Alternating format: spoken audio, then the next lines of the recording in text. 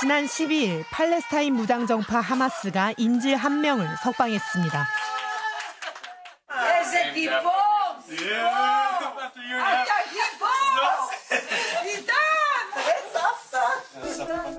이스라엘계 미국인 알렉산더는 이스라엘군 소속으로 가자지구에서 복무하다 하마스에 납치된 지 584일 만에 가족의 품으로 돌아왔습니다. 알렉산더가 살았던 뉴저지를 비롯해 미국은 그의 석방 소식을 반겼습니다. It ends the only American citizen was captured, and he's coming home to his parents, which is really great news. 하지만 그의 석방 과정을 이스라엘은 알지 못했습니다. 석방이 결정되고 미국이 이를 공식 발표하기 직전이 돼서야 이스라엘은 석방 소식을 통보받은 것으로 알려졌습니다. 하마스가 미국 정부에 직접 접촉하여 협상한 결과 알렉산더의 석방이 결정됐기 때문입니다. 네타냐후가 트럼프와의 친분을 과시하며 선거운동을 할 정도로 우호관계가 깊었던 두 사람. 그러나 이번 인질 석방 문제로 오랜 동맹에 균열이 생긴 것 아니냐는 관측이 나왔습니다. 사실 트럼프 대통령의 두 번째 임기가 시작될 때부터 양국 간 균열 의혹은 조금씩 제기되고 있었습니다. 특히 트럼프의 복심 스티브 위트코프 중동 특사의 발언이 주목받았습니다. 원래 친이스라엘 성향이 강했던 위트코프. 최근 인질 가족들을 만나 이스라엘이 무의미하게 전쟁을 연장하고 있다라며 이스라엘 정부를 비판한 사실이 알려졌습니다. 인질 석방 직후에도 네타냐후는 강경한 기조를 이어갑니다. אבל לא יהיה מצב שאנחנו נפסיק את המלחמה. אני לא אומר, אתה יכול לעשות הפסקת אש לזמן ידוע, אבל אתה לא יכול. אנחנו הולכים עד הסוף. 미국인 인질이 석방되고 바로 다음 날 가자지구 남부 유럽병원에 이스라엘군 전투 폭격기가 9발 이상의 폭탄을 떨어뜨렸습니다. حزام ناري طال الساحة في المشفى الأوروبي شرق مدينة خان يونس. 이번 공습으로 100명에 가까운 사상자가 발생했습니다.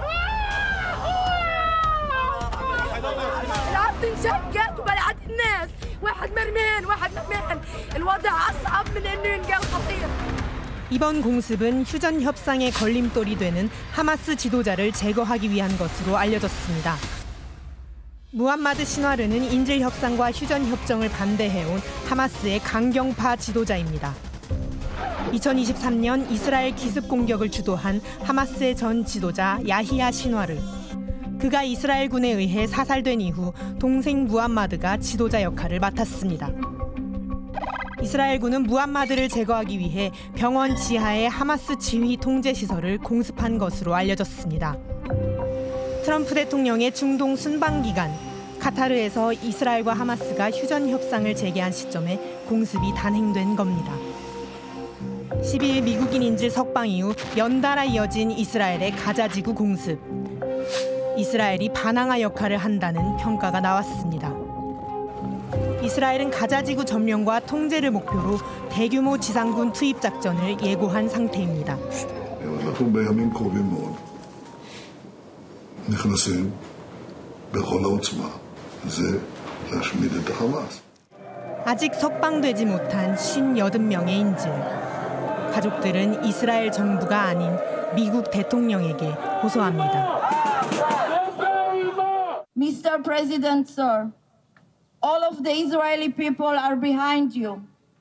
End this war. Bring them all home. 진척되지 않는 휴전 협상과 끝없는 인명 피해. 평온한 일상을 잃은 사람들이 계속 고통받고 있습니다. 네, 인질들 가족은 속이 정말 타들어가겠죠. 그런데 의아한 점이 트럼프와 네타냐후는 오건영 팀장님 원래 절친 아니었습니까? 네, 그렇죠. 이제 트럼프 취임 후에 가장 먼저 만난 정상회담이 이제 네타냐후하고 이스라엘이 사실 가장 우선순위에 있었죠. 근데 네. 이게 이번에 이제 인질 협상을 이전에도요 이미 이 패싱에 대한 징후가 조금씩 좀 나타나기 시작했던 것 같습니다. 네. 지난 6일이었죠. 후티 반군하고 미국이 이제 휴전 협상을 했는데요.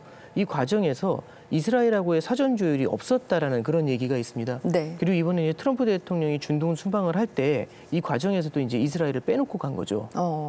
예전만큼 친한 관계는 아닌 것 같아요. 김재춘 교수님, 네. 그 사이에 무슨 일이 있었던 건가요? 일단 트럼프가 감정이 조금 상한 것 같기는 합니다. 이 트럼프 이 성향 자체가요. 네. 이 본인을 무시하거나 누가 이제 자기 위에 있다고 생각하면은 굉장히 좀 화를 많이 내는 스타일이거든요. 네. 이 작년에 네타냐후가 이 바이든의 말을 듣지 않고 가자 공격을 갖다 막 감행한 적이 있어요. 그리고 이제 바이든이 뭐 네타냐후에 끌려다니는 거 아니냐 뭐 이런 조롱 섞인 말까지 나왔습니다. 네네. 이 트럼프가 보기에는요, 이 지금 이 네타냐후가 나를 바이든 대하듯이 하는 거 아니야? 뭐 지금 뭐 이런 거죠.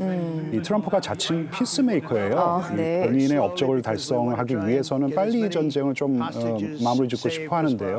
이 네타냐후가 잘 따르질 않으니까 뭐 좀 경고를 할 필요가 있다 이렇게 생각한 것 같기도 합니다. 그렇군요. 성일광 교수님도 두 사람의 관계가 틀어졌다고 보십니까? 그렇습니다.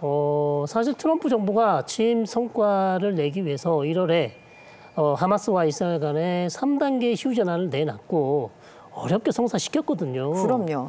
근데 그걸 사실상 이스라엘이 1단계만 가고 2단계 휴전 협상을 거부하면서 파투를 내버렸어요. 네. 여기서 이제 불만이 좀 쌓이기 시작했죠. 이때부터 틈이 벌어졌다. 네. 예. 그렇다고 미국이 완전히 이스라엘과 갈라서겠습니까? 그렇진 않겠죠.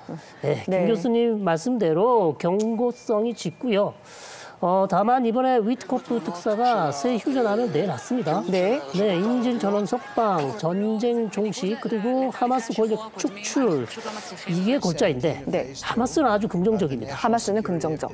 근데 이스라엘이 또 반대하고 있어요. 네. 왜냐하면 그렇겠죠. 이스라엘은 하마스를 완전히 제거하는 게 목표인데 네. 단순히 정치 권력만 없애는 건 받아들일 수 없다. 네.